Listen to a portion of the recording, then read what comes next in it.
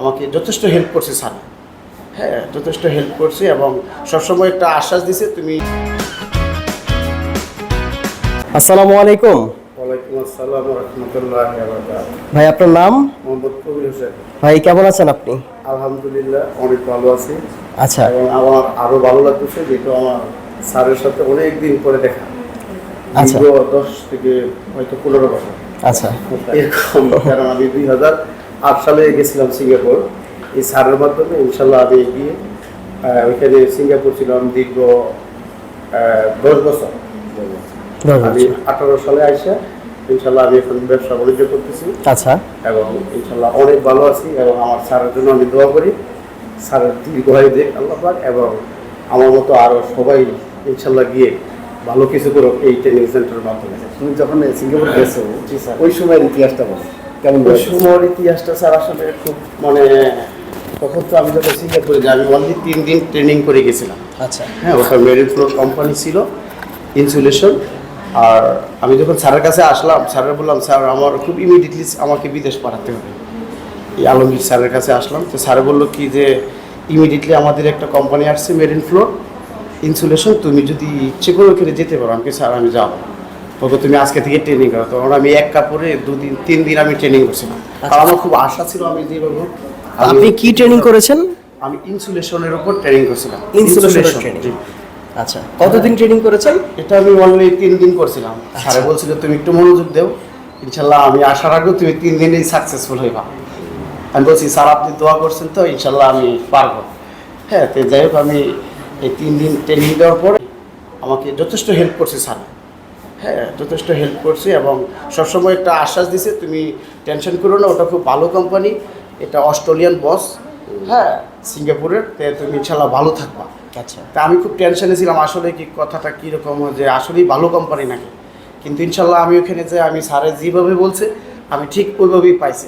হ্যাঁ, অস্ট্রেলিয়ান বস সব ঠিক ছিল এবং আমাদের সবসময় সুন্দরভাবে বেতন দিছে, ওভারটাইম হয়েছে, প্লাস আমি মোটামুটি ভালো কিছু করতে পারছি আর কি আলহামদুলিল্লাহ। এখন আমি দেশে এসে নিজে ব্যবসা করতেছি, প্লাস এখানে একটা জমি কিনছি সাভার আশুলিয়া, আচ্ছা জমি কিনে বাড়ি করছি এবং এখানে ব্যবসা বাণিজ্য করতেছি। হ্যাঁ, আমি আশা রাখবো স্যার একদিন আমার সাথে যাবে আমার পাশাপাশি। কি ব্যবসা করতেছো তুমি? আমি এখন ডিলারশিপের বিজনেস করতেছি স্যার। হ্যাঁ, এখানে আপনার ওই 2-3টা প্রাণের কোম্পানি আছে, প্লাস মশার কয়েল আছে। হ্যাঁ, আর অন্য চিপস কোম্পানি আছে, 4-5টা কোম্পানি। আমার মোটামুটি আমার নিজের এই আপনার 4-5 জন শ্রমিক আছে আচ্ছা। কাজ করে আমার আমরা।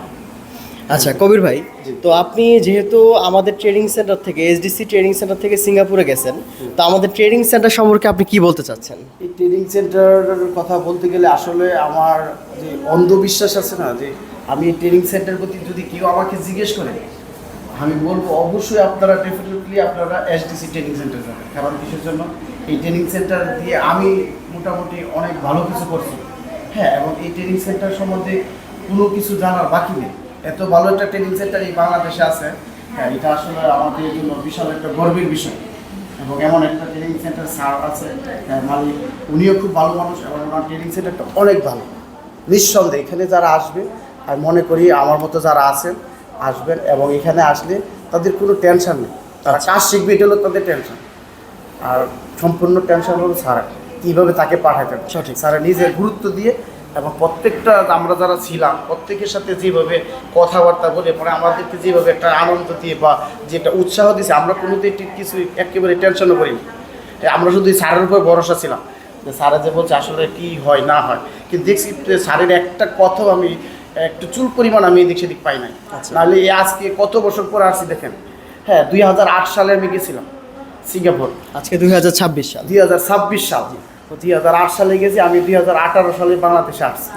হ্যাঁ, আয়সা কিন্তু আমার মনে হয়েছে আজকেও আমি যে যাই আমি গিয়ে দেখি স্যার আছে নাকি। ইনশাল্লাহ আসলাম, আমার ভাগ্য ভালো, স্যার পাইলাম, কথা বলে স্যার সত্যি অনেক ভালো লাগছে। তো ইনশাল্লাহ আপনি একদিন যাবেন, তাহলে আরও ভালো লাগবে।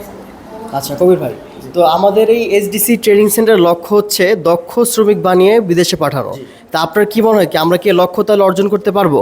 অবশ্যই অবশ্যই পারবেন, অবশ্যই পারবেন। এবং আমি যখন আসছিলাম তখন তো আরও অনেক ছোট ছিল, আর ইনশাল্লাহ দিকে এখন বিশাল বড় এসডিসি ট্রেনিং সেন্টার হয়ে গেছে। জি জি জি, ধন্যবাদ। এটা আসলে আল্লাহর রহমত।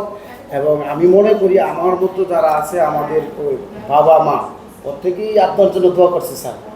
আপনার এসডিসির জন্য দোয়া করছে, কারণ আমি যখন ভালো আছি, আমি যখন বলছি বিদেশ থেকে যে মা আমি ভালো আছি, আমি ইনশাল্লাহ ভালো একটা কোম্পানি পেয়েছি, আমার স্যার আমার ভালো একটা কোম্পানি দিছে, তখন অবশ্যই আমার মা আপনার জন্য দোয়া করছে, আপনার এই ট্রেনিং সেন্টারের জন্য দোয়া করছে।